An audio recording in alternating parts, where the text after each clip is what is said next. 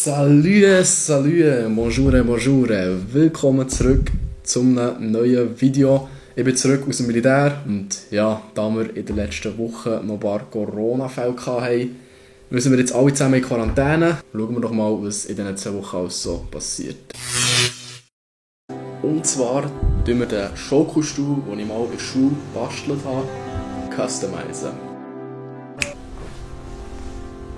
So, der Stuhl wäre lackiert, jetzt wird er getrocknet.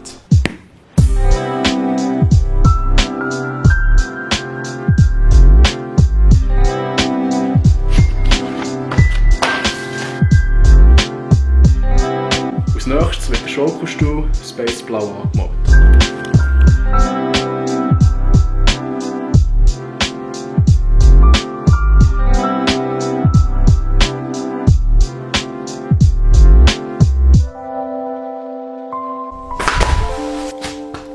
So, jetzt geht's eine Fitness-Session mit dem Kollegen. Jetzt wird trainiert, Junge. Alter. Junge, ich habe ein Platzproblem irgendwie. Oh.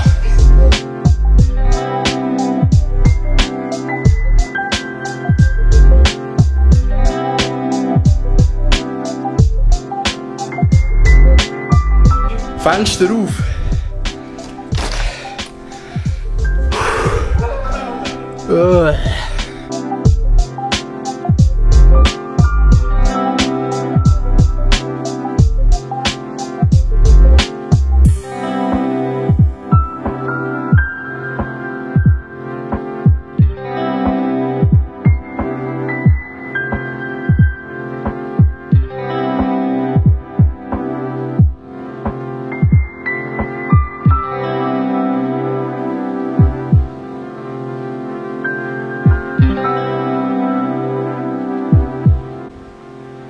Wie man hier schön sieht, einerseits die Erde, die Rakete mit der Zahl 100 drauf.